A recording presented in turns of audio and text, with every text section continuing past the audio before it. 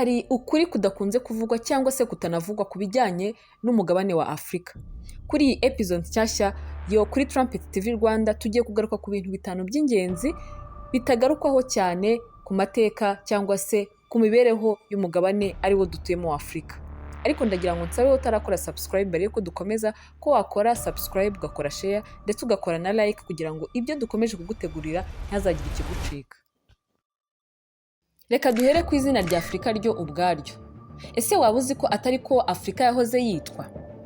Ubundi Afurika yitwaga Arikeburani. Abari bahatuye niko bayitaga.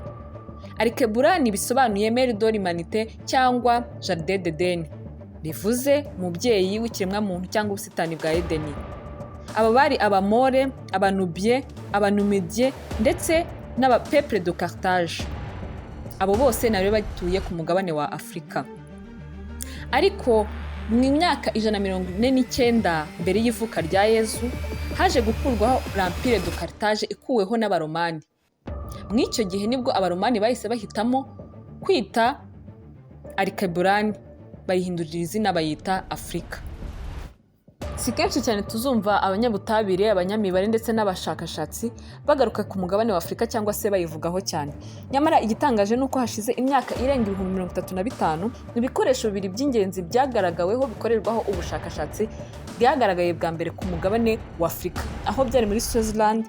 Gusa byavumbuwe ariko ari igufwa rya Lembongo ryavumbuwe hagati ya Uganda na Zaire ndetse n'igufa rya Ishango. Ibyo kaba ari ibintu by'ingenzi bibiri mu bikorerwaho ubushakashatsi ari byo byagaragaye bwa mbere ku mugabane wa Afurika. Dusanzwe tubizi ko Afurika ari berceau de l'humanité cyangwa se ingobyi y'ubumuntu. Nyuma y'ubushakashatsi bwakozwe na Rusi mu 1974 muri Ethiopia. Ariko mu by'ukuri ntago ari ingobyi y'ubumuntu gusa, ahubwo c'est le berceau de la vie cyangwa se n'ingobyi y'ubuzima.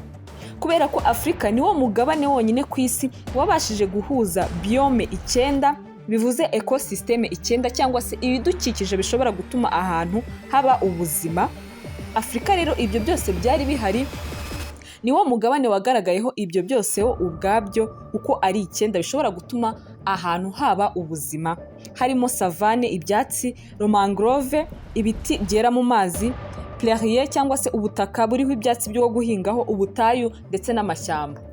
Akaba atari n'ibyo gusa, Afurika akaba ari naho yo ikize ku butunzi karemano aribwo petrole, or, diamant, aluminium, gaze, graphite, sel, bois, charbon n'ibindi byinshi harimo na minerai.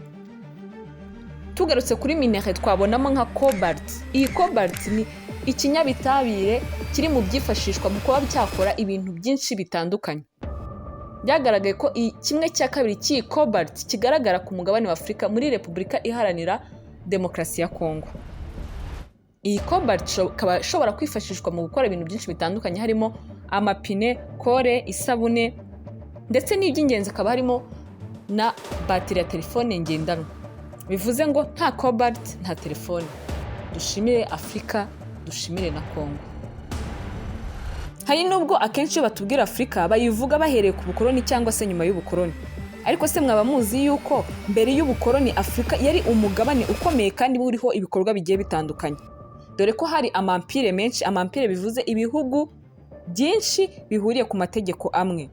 Hariho Empire de Shanghai, Empire de Tukulere, Empire de Konga, Ashanti hamwe na Le Califat de Sokoto.